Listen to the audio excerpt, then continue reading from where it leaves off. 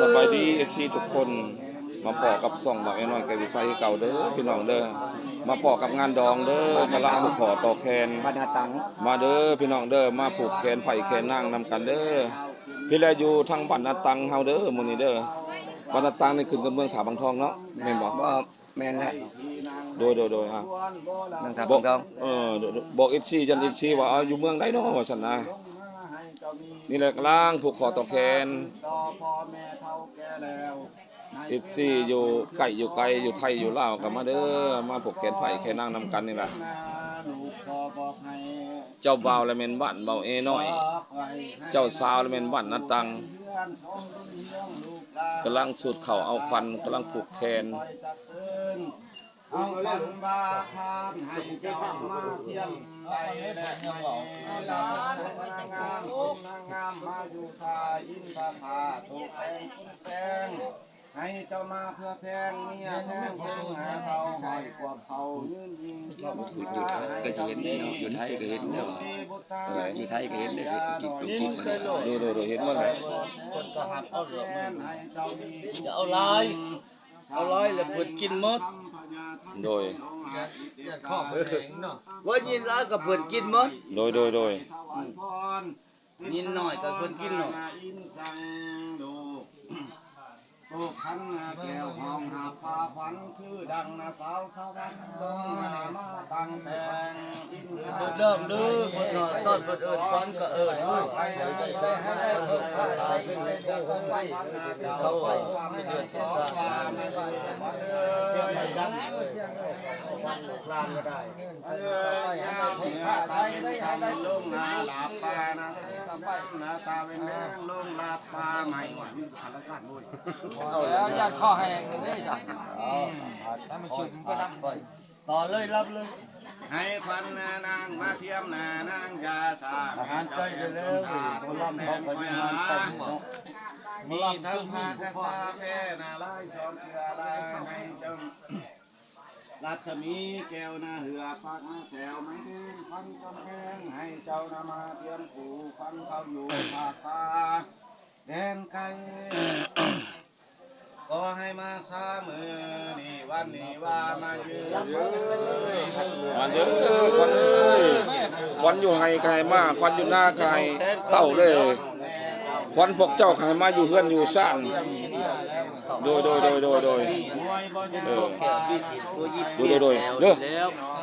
ขอทุกอย่างเด้อพอดองไม่ดองเด้อไทยอันชานะเจ้าบุญกวางสู้นะถ่ายเอากิบลงไปให้ FC ทุกคนเห็นนำกันให้เจ้ามาป้อนเขาไข่เพื่อเจ้าแต่งงานนี่ก็เป็นคนละมีโดยให้ FC เห็นหมอสูก่อนเพิ่นกำลังสุขเอาปันเด้อสิเด้อ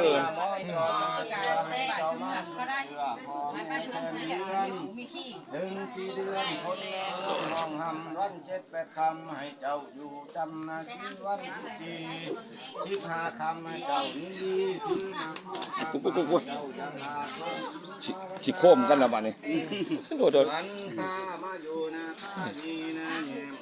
ขอมาอยู่ใกล้พอดองก่อนชูนำกันดื้อให้เจ้ามานั่งหลอมอ้อมอยู่ผ้าฝันนอนมายื้อฝันงอนย่ำคำให้ชูนำกันดื้อแม่นามือดีบอลแล้วกันโอ้ยไปเสร็จต้นนั้นเขาเกิดเป็นสาวพ่อแม่เขาเลยยินเด้โบเด้แค่เลยได้ใส่ป่ะแม่นี่วันนี้นอนรับไปกุ้มใจแต่เขาพ่อแม่มือนี่วันนี้อยากใส่เขายันไปเหี่ยวบ่อยากไปขี่ก็แม่นมือนี่วันนี้แขนเท้าไก่แขนนางก็แม่นมือนี่วันนี้เขาเต็มสังหล่นคือก็แม่นมือนี่วันนี้ซ้ำมันให้เจ้าได้แก้วมุงคุณมาหาเจ้าเนื้อ5 มือให้เจ้าได้เสื้อผ้าอาณาพรมาหาเจ้าเนื้อให้แค่นาเท้าไก่แค่นางจุกสำนานพำนาพร้อมให้มานางหลอนตั้งต่อสมเชยเจ้าเป็นเคยให้เจ้านี้ใจความเจ้าจะได้เอาโดยอันเมืองอาจจะพังทองโดยแข้งสวรรค์คือเก่าบ้านยังก็เป็นว่าวันนาคำไต และคำตาย โดยแม่นะบ้านนาคำใต้เมืองอาจจะพังทองแขวงสวรรณเขต ให้เจ้านี่ใจใจต่อนางแข อันอยู่ที่บ้านนั่นนาตังเฮานี่ขึ้นกับเมืองท่าพังทองได้เนาะตะดองเนาะโดยตัวนี้ไปเมืองท่าพังทองนี่ไกลจัง เดือนก็ดำตัวเดียว40 กว่าลัก โดย กิโลมันจะว่าเป็นความผู้กัน โดยแต่ว่าบอกอีกซี่ก่อนแต่ว่าอันบ้านนาตังเฮานี่ขึ้นกับเมืองท่าพังทองแต่นี่ไปก็ไกลเติบได้เพิ่นว่า 40 ลักดำใส่แค่นาไล่รวมกงปันนาลมพูด ประมาณ40ลักเพิ่นว่า ดินคอมีเฮายินลังสูงความนาภาพพงมาอาแฟนนาหิงอาสนัยให้ในเฮือนองค์นานามบ่อแก้วลังนั้นพอให้แล้วแก่ลูกทางสอนให้เจ้ามาคุ้มครองกินนาท่านยาให้อายุได้หอดหอยยืนหนึ่งเจียราคาได้กินนาชีดให้เจ้าทรงเฮือนอาได้กินป้าให้เจ้าทรงเฮือนยาเพิ่นชา ก็เอาไผ่มาแคนไว้ก่อน วางสู่พาย โดย มีลูกชายให้เจ้าได้ครูปาเสิร์ชให้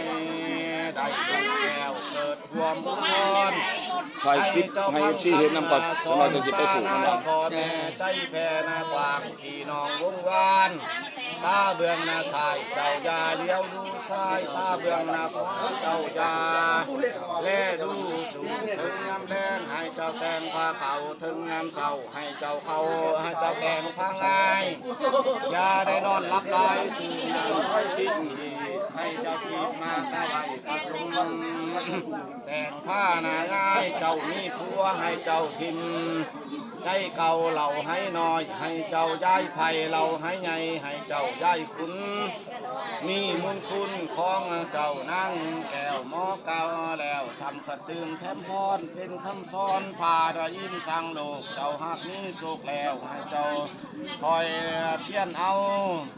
ว่ามาเยอะวันเลย มาเยอะควัน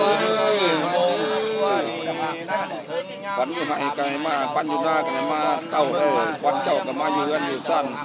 น้ำพอน้ำแม่นี่น้ำเลื่อยน้องนี่นะบ่ให้ลงรออยู่น้ำป่าน้ำดงเลยเนาะ มาแล้วเว้ย โดย มาทางขอบทางพัวใหม่มาควันนี่ยังก็มาเนี่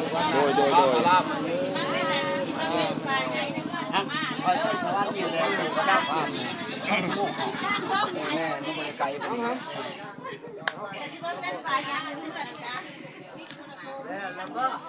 คลิปนี้ก็จบชำนี้เด้อชีทุกคนเด้อถ้าไปติดตามคลิปหน้า